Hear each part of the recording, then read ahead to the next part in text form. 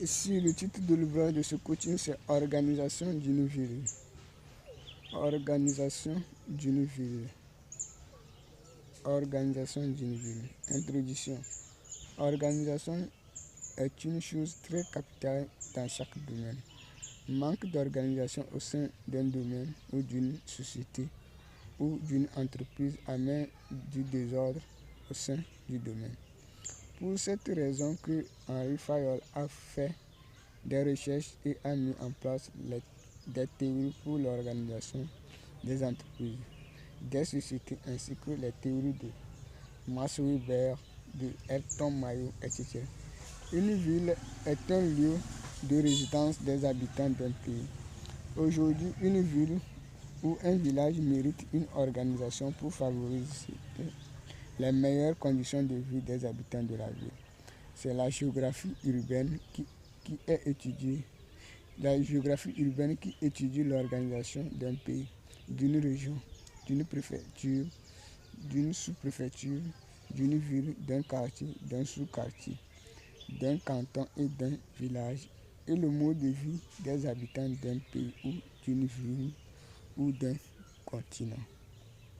Donc, si quand on parle ville, on fait la référence à la matière géographie, à la discipline géographie qui est enseignée à l'école. Donc, à partir de la classe 4e, on commence par parler de la ville. Qu'est-ce que la ville? Donc, etc., etc. 1. Travail et emploi. Travail ou emploi. Le travail fait une grande partie du mode de vie des habitants d'une localité. Les travailleurs d'une localité tirent leurs revenus de subsistance grâce à leurs travaux qu'ils effectuent aux entreprises de leur localité. La localité ici, c'est la ville.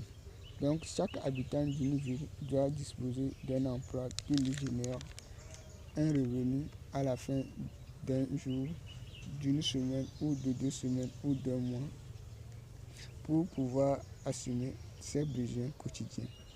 L'être humain commence par travailler à un certain âge fixé par l'État du pays où la ville réside. C'est à l'être humain à connaître les lois qui composent sa ville de résidence. Le ministère des Ressources humaines qui s'occupe des affaires d'emploi d'une ville. 2. Entreprise.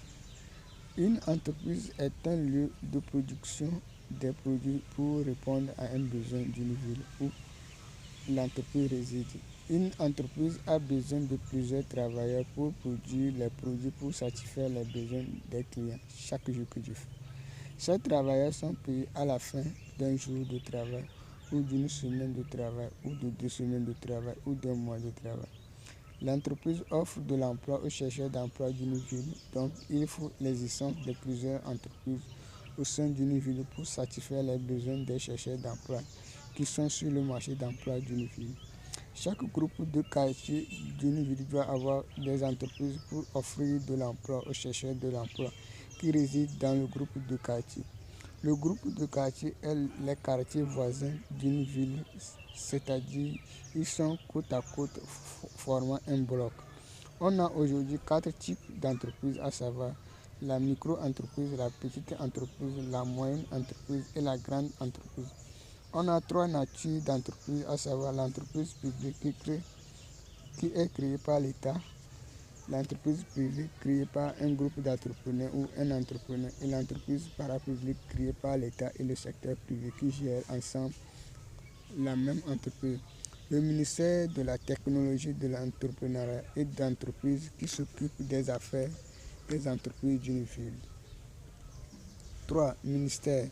Le ministère est une entreprise publique qui représente l'État en personne.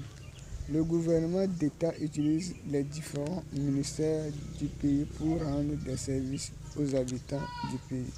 Les ministères sont sécurité, santé, justice, formation, enseignement, territoire, commerce, transport, mairie,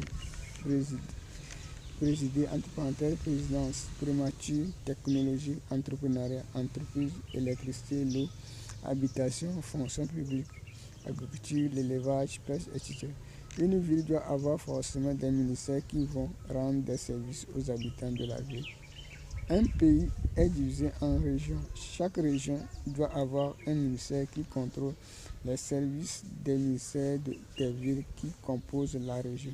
Par exemple, le ministère de l'Agriculture, de l'Élevage et de la Pêche de la région des Plateaux, qui contrôle les activités des ministères de l'Agriculture, de l'Élevage et de la Pêche des villes de la région des Plateaux.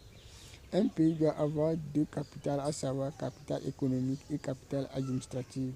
La ville du capital administratif du pays doit avoir les ministères qui représentent un service de l'État et qui ont pour rôle de surveiller les activités des ministères des régions du pays. C'est dans ce grand ministère que prennent toutes les décisions du ministère en question pour la gouvernance du ministère. 4. École. Les enfants et les jeunes d'une ville ont besoin de connaissances scolaires venant des écoles ou qui sont enseignées dans les écoles pour préparer leurs avenirs. Aujourd'hui, les connaissances scolaires influencent énormément tous les emplois, à savoir le monde des métiers et le monde intellectuel. Par exemple, dans le monde du métier, un apprenti couturier a besoin des notions de mathématiques pour mesurer les pailles. Un apprenti plombier électricien a besoin des notions de sciences physiques et mathématiques pour réussir son métier, etc. Pour le monde intellectuel, on a le poste de travail de secrétariat, de comptabilité, etc.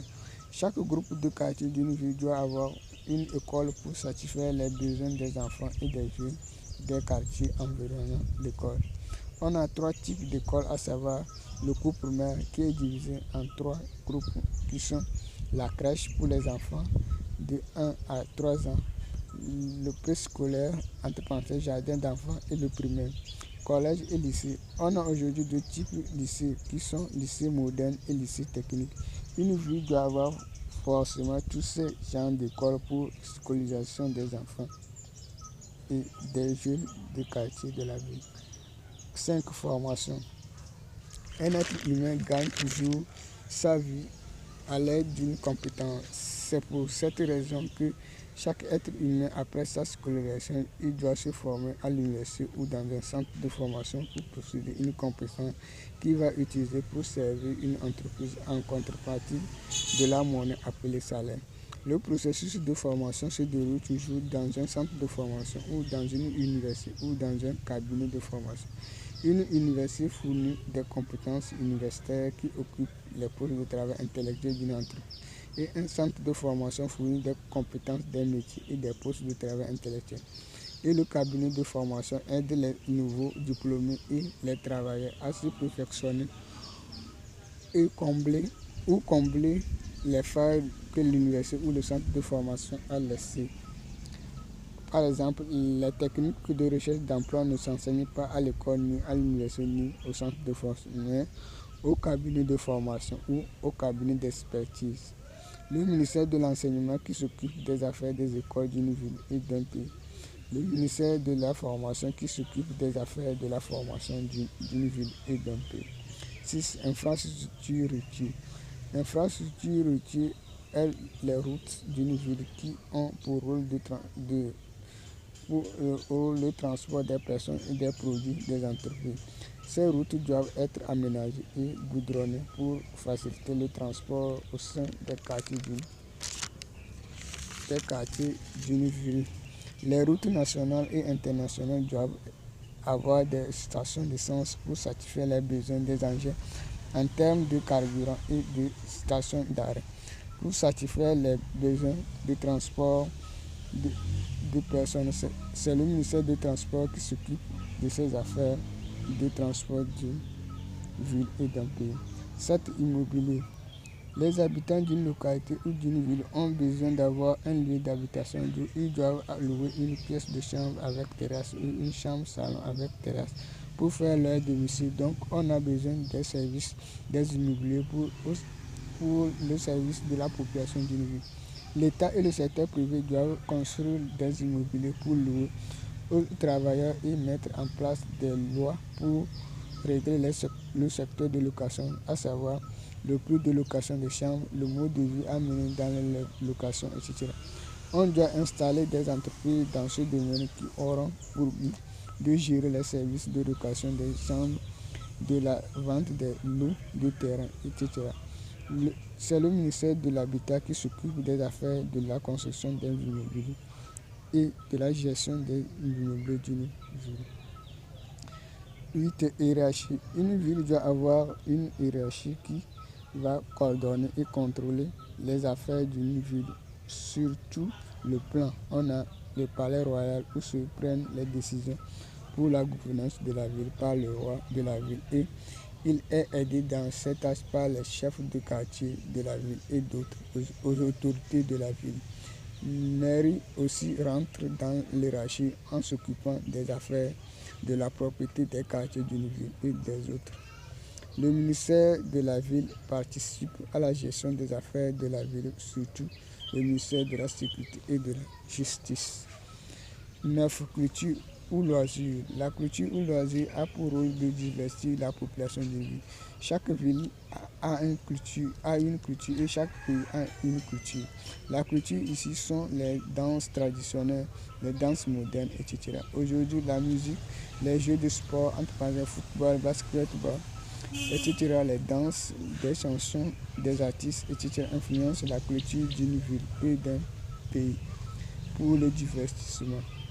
Le cinéma aussi rentre en jeu. La culture a pour rôle d'enseigner l'histoire d'un peuple, les connaissances d'un peuple et de divertir la population d'une ville. Une ville doit avoir un palais congrès ou palais de la culture, là où les activités vont se dérouler au service de la population d'une ville. Il faut aussi la création des équipes de jeux de sport pour divertir la population d'une ville. Il faut aussi l'installation des terrains de jeux de sport au sein des quartiers d'une ville pour le divertissement des habitants des quartiers d'une ville. C'est le ministère de la Culture qui s'occupe des affaires de loisirs et de culture d'une ville et d'un pays. Le groupe de danse de la ville vont louer les palais de congrès pour leurs prestations de danse et les artistes vont